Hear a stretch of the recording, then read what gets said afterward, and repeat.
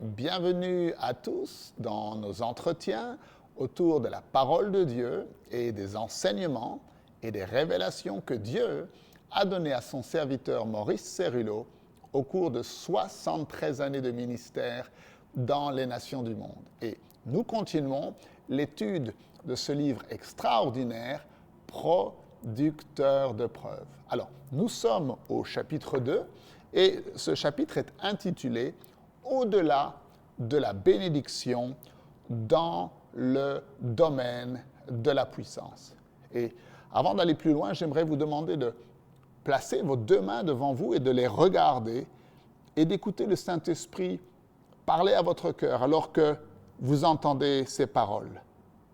Le futur succès du royaume de Dieu se trouve entre les mains de ceux et celles qui trouvent la réponse à la question que nous lisons dans Jean chapitre 6 et au verset 28, lorsque les disciples ont demandé à Jésus « Que devons-nous faire afin d'accomplir les œuvres de Dieu ?»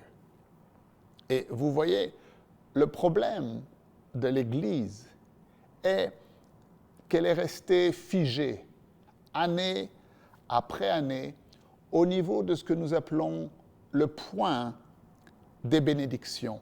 Elle n'est pas allée au-delà du point des bénédictions. Et la question que nous nous posons aujourd'hui, c'est jusqu'où voulons-nous aller? Alors, le premier point s'intitule « Un élément négatif ». Nous n'aimons pas parler des choses négatives. Toutefois, pour atteindre notre objectif, il va falloir que nous puissions discerner cet élément négatif et que nous puissions y faire face alors que le Seigneur nous conduit à faire tomber le masque et à faire face à la réalité. Vous voyez, le succès dans la vie spirituelle, le succès dans les affaires, le succès dans notre vie familiale est basé sur le fait d'agir envers les gens, les endroits, les choses telles qu'elles sont véritablement et non pas telles que nous aimerions qu'elles soient. La Bible déclare dans Jean chapitre 8 et au verset 32 que nous connaîtrons la vérité et que la vérité nous affranchira. Alors, l'une de ces vérités est la suivante, c'est que si nous prenions l'ensemble des bâtiments d'église qui existent aujourd'hui, catholiques, protestants, pentecôtistes, charismatiques, même les synagogues, si nous prenions l'ensemble de ces bâtiments et que nous les remplissions d'hommes et de femmes serrés, l'une contre elle, épaule contre épaule, eh bien, nous ne pourrions pas faire rentrer dans l'ensemble de ces bâtiments plus de 2% de la population mondiale.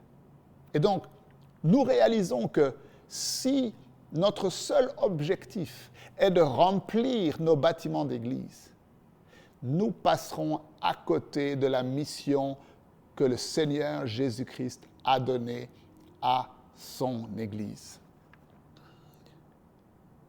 Et nous ne changerons pas cette situation en nous voilant la face, en fermant les yeux ou en fermant nos oreilles. Non, nous devons faire face à ce problème, à cette réalité, en cherchant une nouvelle révélation, une nouvelle percée spirituelle dans nos vies et dans la vie de l'Église.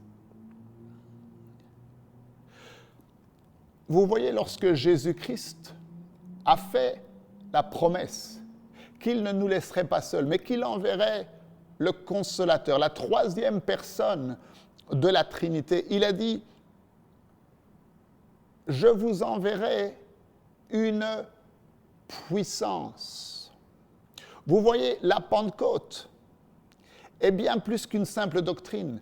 La Pentecôte, c'est une expérience de la puissance. Et j'aimerais le dire à nouveau, la Pentecôte, dans l'intention originelle du cœur de Dieu, pour son Église, la Pentecôte est une expérience de la puissance.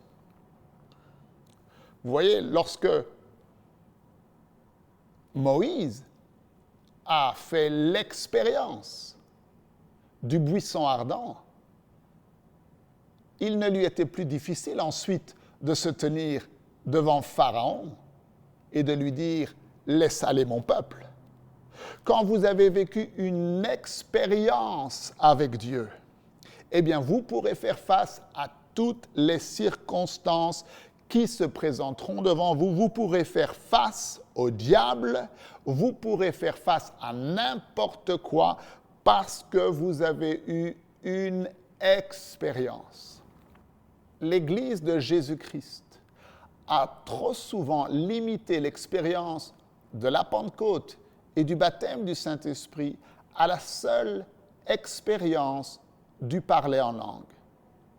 Maintenant, le parler en langue est très important. Paul nous dit dans 1 Corinthiens, chapitre 14 et verset 18, « Je rends grâce à Dieu de ce que je parle en langue plus que vous tous. » Et il est essentiel pour nous dans notre vie chrétienne de parler en langue, parce que lorsque nous parlons en langue, nous ne parlons pas aux hommes, mais nous parlons à Dieu.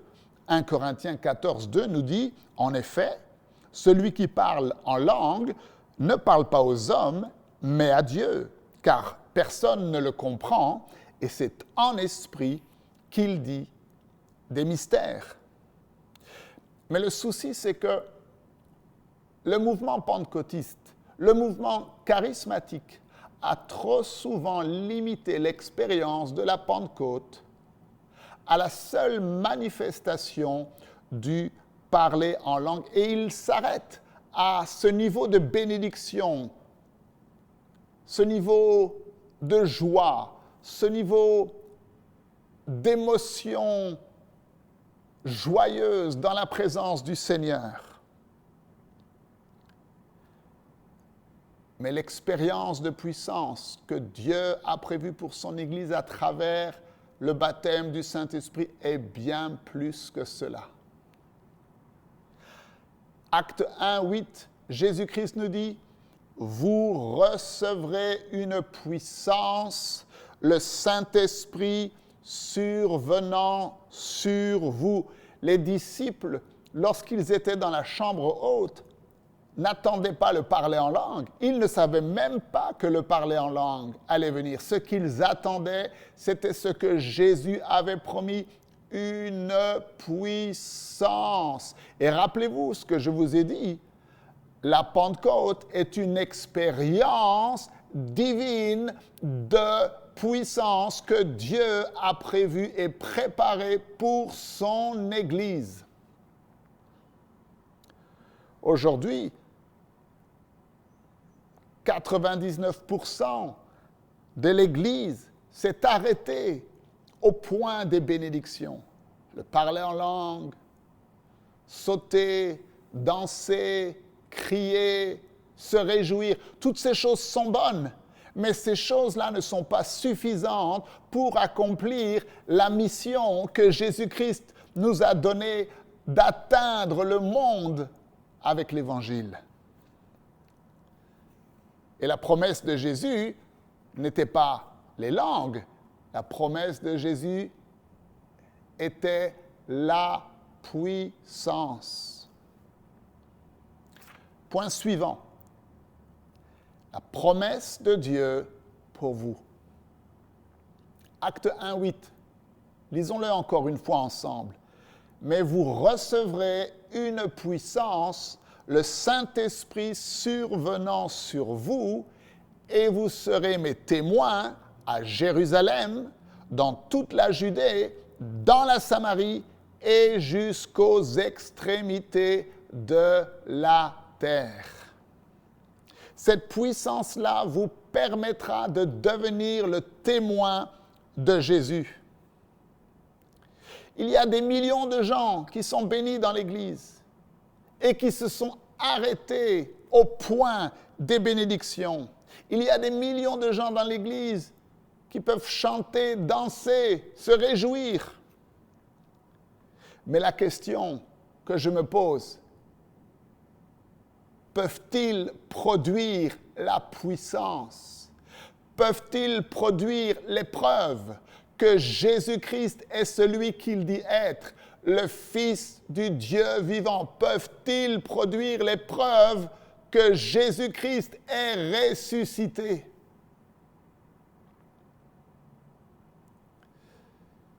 Vous voyez, l'Église a refusé de faire face à cette vérité parce que c'est un élément négatif et nous n'aimons pas parler des choses négatives. Nous voulons toujours avoir bonne mine, bien paraître.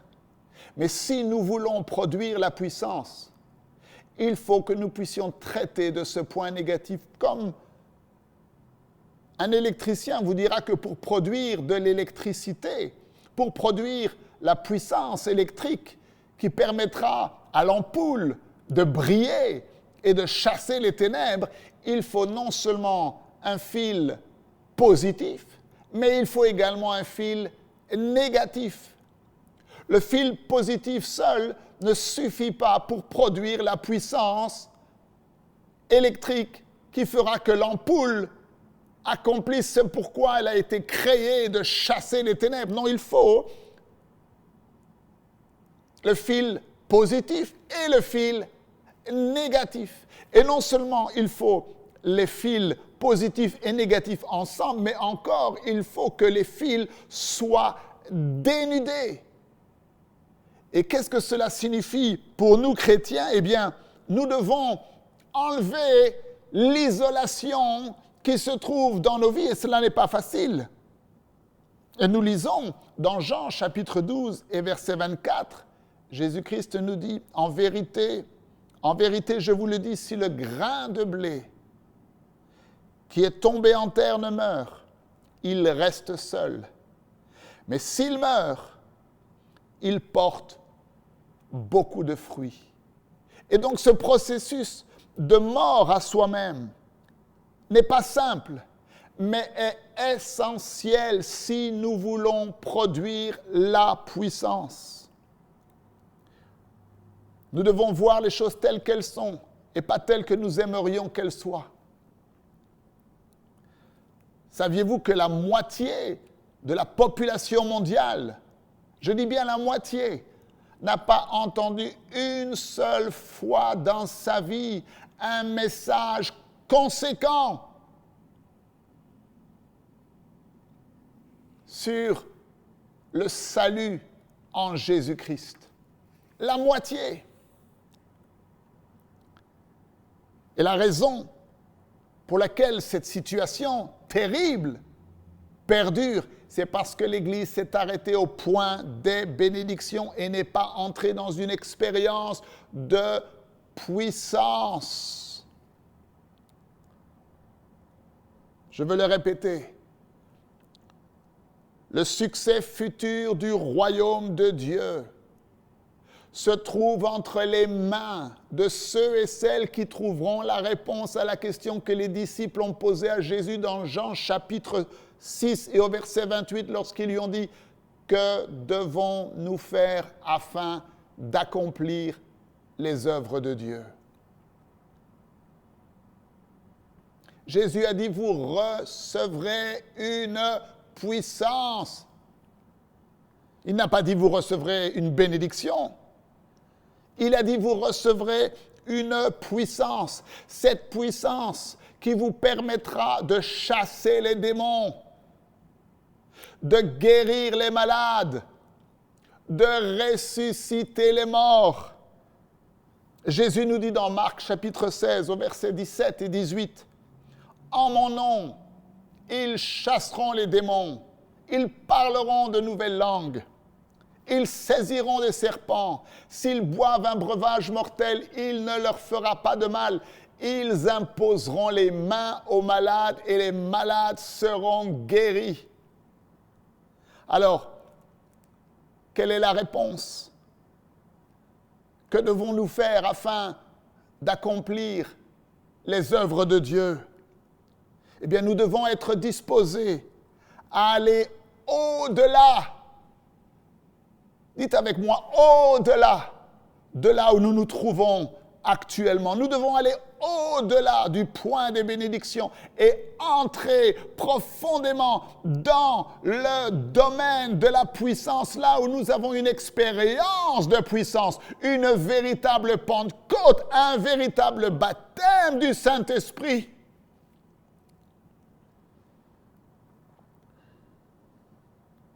Par la grâce de Dieu, vous et moi, nous atteindrons ce niveau de puissance. S'il vous plaît, fermez les yeux quelques instants et prions ensemble. Père, dans le nom de Jésus-Christ, nous te remercions pour ta parole.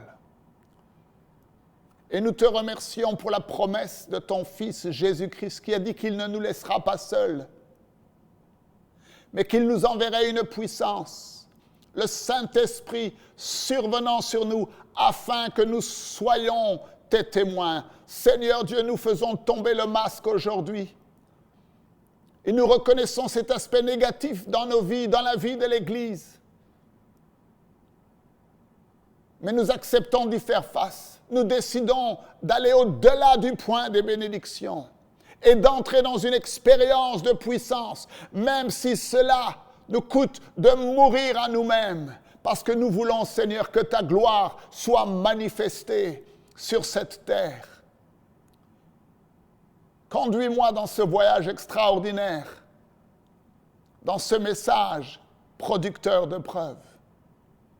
Je te promets qu'en toute chose, je te donnerai à toi et à toi seul, Seigneur Jésus, toute la gloire. Et le peuple de Dieu dit Amen. Vous pouvez également suivre les vidéos du docteur Maurice Cerullo en français de façon plus complète en allant sur notre page Facebook Maurice Cerullo Francophonie ou sur la page YouTube ou également par podcast. Maintenant, le prochain entretien autour de la parole traitera du chapitre 3 intitulé « De nouvelles percées spirituelles ». Je vous encourage également à nous visiter sur notre site internet www.mcwe.fr.